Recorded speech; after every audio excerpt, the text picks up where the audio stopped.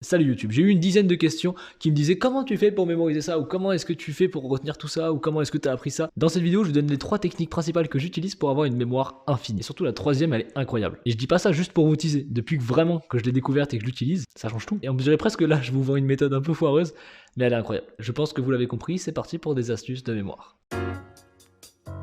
La première technique classique, utiliser des bonnes techniques de mémorisation. Un bon mélange du palais mental, de la table de rappel avec des bonnes associations d'images et là, tu retiens tout. Si vous connaissez pas du tout les méthodes dont je vous parle, il y a beaucoup de vidéos YouTube qui sont déjà faites sur le sujet. Je vais pas en refaire une de plus. Ce serait une vidéo en plus, pas forcément plus qualitative que les autres. Et je fais un très léger détour sur le palais mental parce que c'est la technique que j'utilise le plus, qui est incroyable. Dédicace à Fabien Olicard s'il passe par là, ça m'étonnerait beaucoup. Parce que c'est quand même grâce à lui que j'ai découvert il y a plus de 4 ans. Pour faire simple, un palais mental, tu prends des salles ou des endroits, des lieux que tu connais et tu y places des spots pour retenir des informations. Admettons que je veuille prendre cet endroit, peut-être que ici, ça serait le spot numéro 1, ici le numéro 2, et là le numéro 3.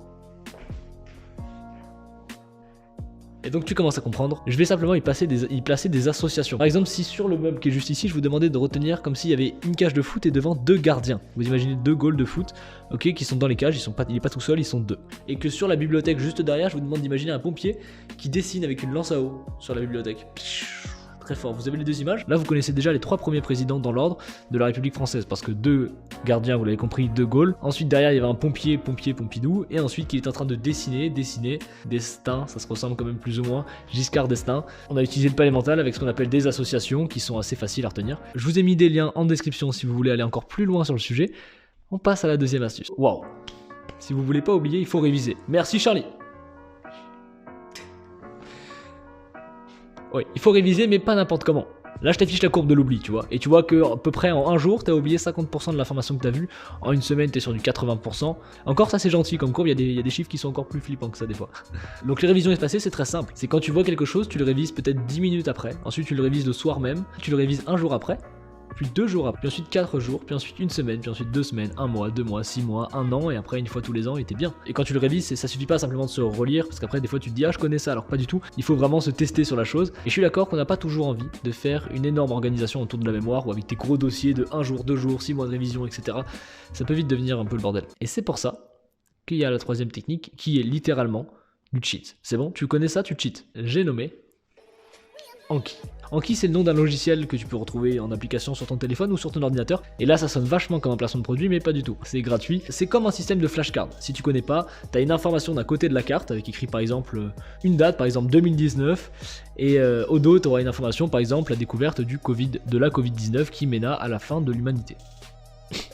J'aurais peut-être pu changer d'exemple entre temps, mais... Donc c'est ce système-là, combiné au système de révision de jour après jour. Donc quand tu rentres une espèce de flashcard dans Anki, pour ça c'est très simple, tu vas simplement écrire le recto verso, tu le mets dans un paquet, et quand tu regardes tes paquets, quand tu te testes, c'est de trouver la réponse. Si tu penses avoir la réponse, tu fais entrer, et là si tu l'avais en bas, t'as correct, ça te l'envoie au jour d'après, incorrect, ça te fait réviser dans le même moment, et très facile, ça te l'envoie 2, 3, 4 jours après. C'est exactement le système de révision espacée dont je t'ai parlé juste avant. En fait avec Anki, tout est automatique, et c'est trop simple. Si je veux retenir un livre, des informations d'un livre, je le mets dedans. Si je veux retenir un cours, je le mets dedans. Si je veux retenir une formation, je le mets dedans. Je mets tout dedans. Et après t'as juste à réviser tous les jours. Ça peut prendre de 2 minutes jusqu'à une demi-heure, 1 heure si t'es un grand malade. En plus de ça, vu que c'est gratuit, il y a une grosse communauté autour et tu peux facilement trouver des explications si tu veux faire des tests. C'est incroyable, je viens de finir de tourner un TikTok dans lequel je fais une expérience de physique. Ça n'a rien à voir avec la vidéo, mais regarde ça, c'est pas incroyable? Si tu veux savoir comment ça fonctionne, va sur mon TikTok. Et ça n'a aucun sens ce que je fais parce que je me fais de la pub avec mon YouTube alors que tu viens de TikTok. Parce que j'ai pas d'abonnés sur YouTube comparé à TikTok, c'est incroyable. Bref, cette expérience est folle, l'explication est déjà sortie. Je l'ai juste placé dans la vidéo comme ça au hasard. Je sais pas où je l'ai mis encore dans la vidéo, parce que ça je le tourne avant de commencer le tournage de la vidéo. J'ai pas encore trouvé un plan cool. et je sais pas si je garderai ça au montage. Peut-être, qui sait. Ok, je pense que là vous voyez. Tout ce que tu as envie de retenir entre guillemets par cœur, tu le mets sur Anki, tu le mémorises avec des techniques efficaces. Et tu t'en souviens pour toute la vie. Du coup, évite de faire ça avec tous tes cours parce que tu risquerais de retenir des choses inutiles à vie. Des techniques de mémorisation efficaces, des révisions espacées, des flashcards, ça crée Anki. Donc là, vous pouvez déjà installer Anki et mettre dans Anki le petit spot que vous avez fait avec les 3 premiers présidents de la République. Et vous pouvez le terminer si vous êtes un peu fou.